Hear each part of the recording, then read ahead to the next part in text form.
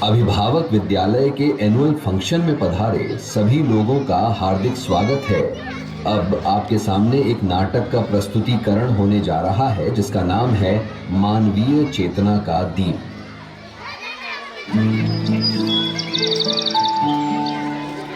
नमस्कार, मैं इस कहानी का सूत्रधार। यह कहानी है आरव की। आरव जो साधारण बालक है इस समाज के हर बच्चे की तरह, लेकिन जैसे जैसे वह बड़ा होता है जिम्मेदारियां और समाज की अपेक्षाओं का बोझ उसकी मासूमियत छीन लेता है। यह उसकी यात्रा है जो हमें सिखाएगी कि असली शिक्षा और मानवीय चेतना क्या होती है।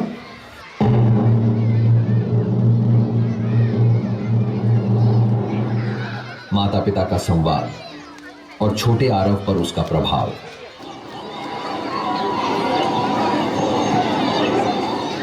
सुनो जी, इस बार आरव के नंबर फिर से कम आए हैं। पता नहीं ये बच्चा क्या करेगा। मुझे तो बड़ी चिंता होती है, कहीं ये पिछड़ ना जाए। हाँ, बिल्कुल सही कह रही हो। आज के दौर में सफलता ही सब कुछ है। इसे खेलने से रोकना होगा। अगर अभी से इसे सख्ती से नहीं संभाला तो हमारा भविष्य और इसकी जिंदगी दोनों अंधकार में चले जाएंगे।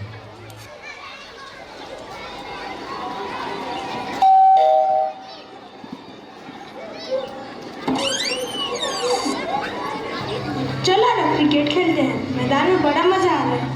अरे नहीं यार, मुझे ट्यूशन जाना है। मम्मी पापा कहते हैं खेलने से समय बर्बाद होता है। वो कहते हैं पढ़ोगे लिखोगे तो बनोगे नवाब, खेलोगे कूदोगे तो होगे खराब। अरे भाई, खेल भी तो जिंदगी का हिस्सा है। हर लोग पढ़ाई कैसे कर सकता है? अरे नहीं यार, मेरे पास खेलने का समय नहीं है। शायद मेरे लिए खुशी का मतलब ही पढ़ाई बन गई है। मासूम बचपन के खिलौने किताबों में छिप गए। खेल के मैदान अब केवल नंबरों की जंग बन गए। क्या यही आज की शिक्षा का उद्देश्य है?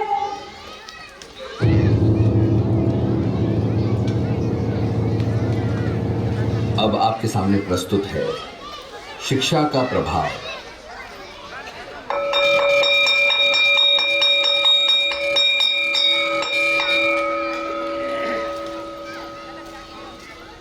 गुड मॉर्निंग बच्चों।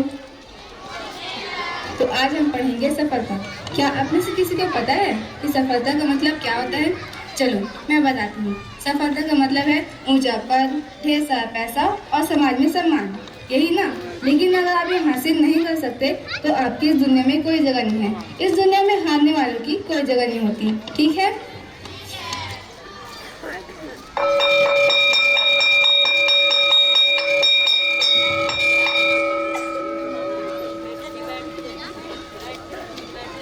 अगर यही सब कुछ है तो मैं अंदर से इतना खाली क्यों महसूस करता हूँ?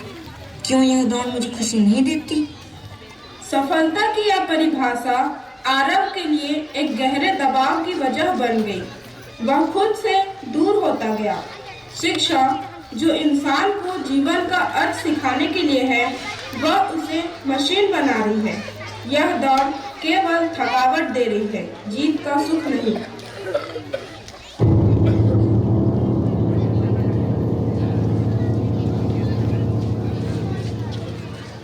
अब आगे की कड़ी में आपके सामने प्रस्तुत होने जा रहा है वयस्क आरव की जिंदगी का संघर्ष। कैसे आरव समाज की इस दौड़ में फंसकर अपनी जिंदगी में दुखों से गिर जाता है। भाग 1, पति और पत्नी का संघर्ष।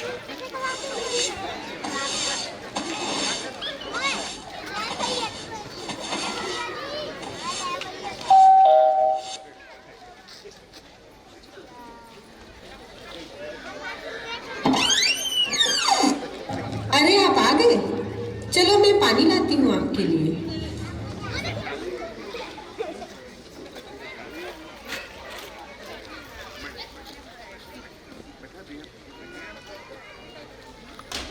क्या बात है, कुछ कहना है?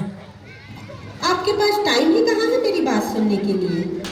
आप सुबह से रात तक काम करते हो। क्या ये दौड़ कभी खत्म होगी? तुम समझती क्यों नहीं?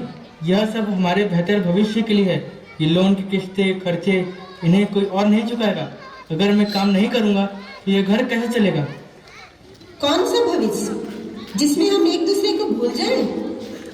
तुम्हें सब कुछ चाहिए, पैसा, समय, खुशी, लेकिन मैं इंसान हूँ, मशीन नहीं। मैं हर तरफ से हार चुका हूँ। आपके पास तो समय ही नहीं है, इसलिए अब हमारे बीच अपनापन भी नहीं बचा। आखिर कब तक चलेगा ये सब?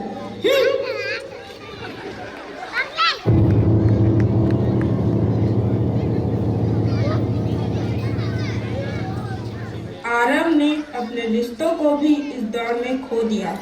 उसकी पत्नी का दर्द उसे समझ नहीं आया और वह अकेला होता चला गया। पैसे की इस दौड़ में प्यार, अपनापन और रिश्ते खो गए। यह केवल आरव की कहानी नहीं, बल्कि हर उस परिवार की है जो इस भोगवादी सोच का शिकार है।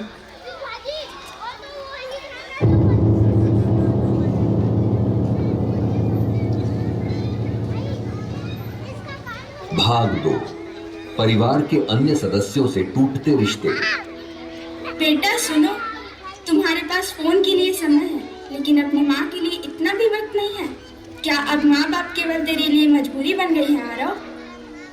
अरे हम चाहते थे तू सफल हो, लेकिन तू हमें भूल जाएगा, ये तो हमने कभी सोचा ही नहीं था। तुझे पता है कि तेरी इस भाग दौड़ का असर हम सब पर कितना पड़ रहा है? तो क्या करूं, सब छोड़ दूं? पापा आप समझते क्यों नहीं? आजकल का जमाना आसान नहीं है, हर दिन लड़ना पड़ता है। पैसा कमाना कोई मजाक नहीं है।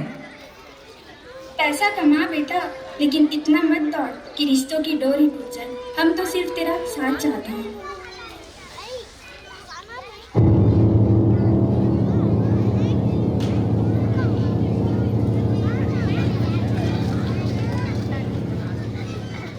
यह केवल आरव का दर्द नहीं, बल्कि हर उस परिवार का दर्द है जो भोगवादी सोच और दिखावे की रेस में बिखर रहा है। पैसे की इस दौड़ में आरव अपने परिवार के स्नेह और अपनेपन को खो चुका था। वह भीतर से और अकेला हो गया।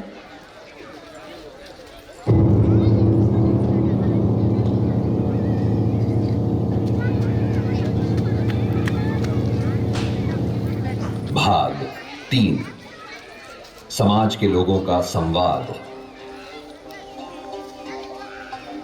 और क्या चल रहा है? क्या बताऊं तुम्हें, तब से मैं इसे यही समझा रहा हूँ कि इसके पास तो ठीक ठाक गाड़ी भी नहीं है। आज के जमाने में भी यह ऐसे ही खटारा गाड़ी चलाता है, शर्म नहीं आती? हाँ, तुमने अभी तक अपना घर नहीं खरीदा आरव। कब तक किराए के मकान में रहोगे? लोग क्या कहेंगे? अपनी इज्जत का तो ख्याल करो। ठीक कह रहे हो, तुमने अपने बच्चों को भी साधारण स्कूल में डाल रखा है, नॉर्मल स्कूल में डाल रखा है। थोड़े बड़े स्कूल में डालो, ढंग के स्कूल में डालो, ताकि लोग कहें आरव ने अपने बच्चों को सही से पढ़ाया है।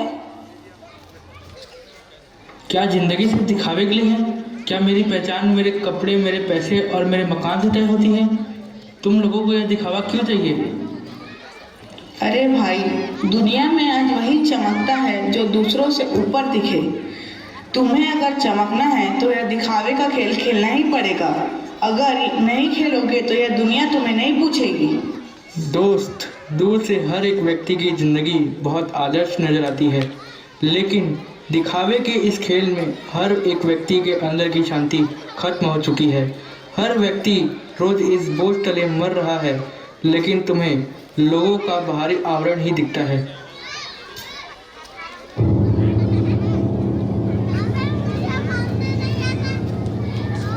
दिखावे की यह भूख केवल आरव की नहीं, पूरे समाज की समस्या है।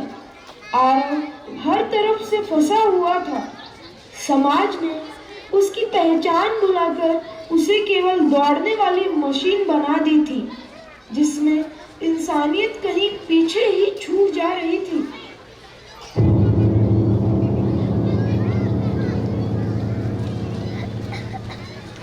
आरव का आत्मसंघर्ष, सोशल मीडिया और फिल्मों का प्रभाव। You try to simply interior designing on your mind.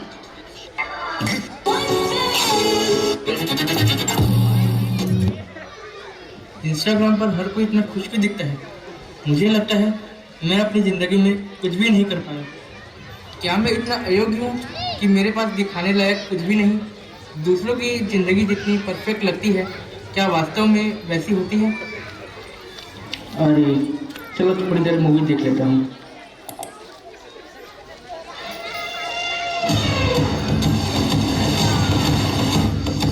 कौन है ये आदमी?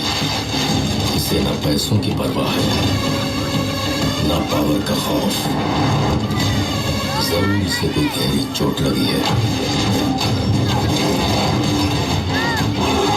पुष्पा, 2.5 अक्षर, नाम छोटा है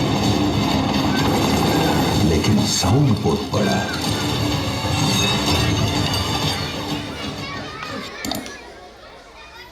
हर फिल्म में सफल इंसान वह है जिसने बहुत खून खराबा किया हो, पावरफुल हो, जिसके पास ढेर सारा पैसा हो और बड़ा मकान है। अगर मेरे पास यह सब नहीं है तो क्या मैं असफल हूँ? क्या यह सब जरूरी है? मैं कौन हूँ? मैं कहाँ जा रहा हूँ?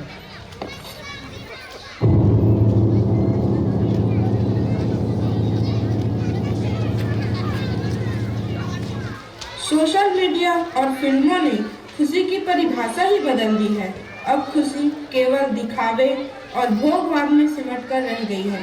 इस भ्रम जाल ने इंसान को खुद से दूर और समाज से अलग कर दिया है।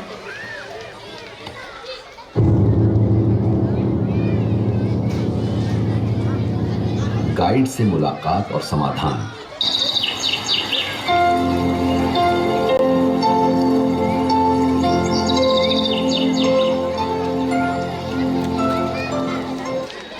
बेटा आरव, तुमने अपनी असली खुशी को खो दिया है।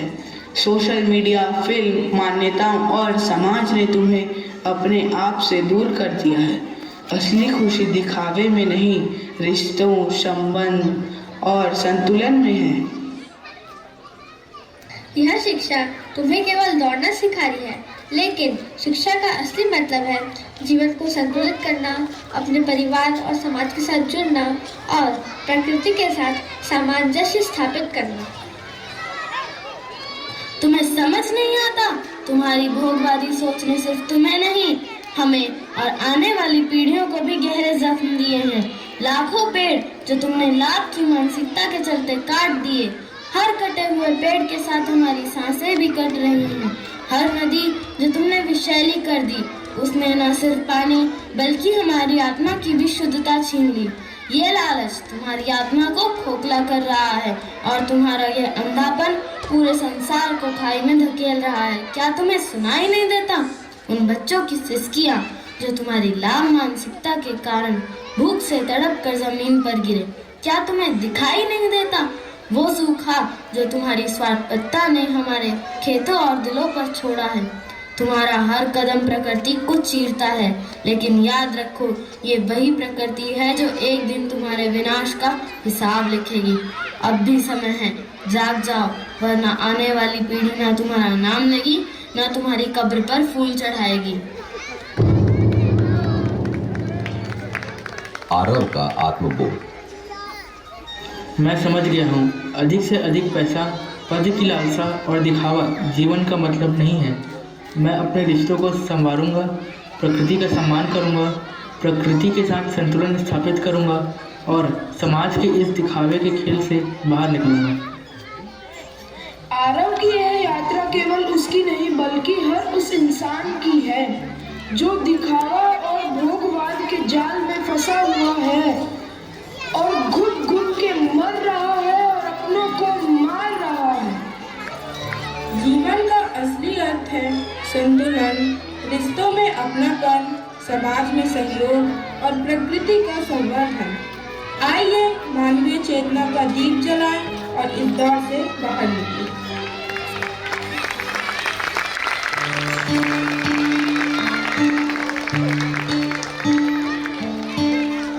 इस घट अंतर बाग बगीचे, इसी में सिर जलहारा।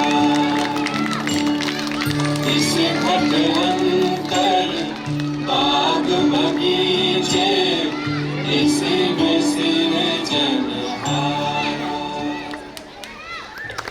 अभिनय की प्रस्तुति में आरव की मानसिकता में सार्थक बदलाव देखकर आप सभी को कैसा लगा? निश्चित ही सुखद लगा होगा। मैं यह सोच रही थी कि काश यह विचार, सार्थक भाषा, सही कार्य व्यवहार का पोषण शिक्षा के माध्यम से परिवार व विद्यालय में सीखने को मिले तो बचपन से ही मानसिकता को सही दिशा मिल जाएगी। इसी सोच व विचार को सार्थक करने का प्रयास अभिभावक विद्यालय में किया जा रहा है। चेतना विकास मूल्य शिक्षा के माध्यम से बच्चों को शिक्षा दी जा रही है। इससे बचपन में ही मानसिकता को पोषण व सही दिशा मिल पाएगी। क्यों बेटा जी, सही बात है ना? अभिभावक विद्यालय, अभिभावक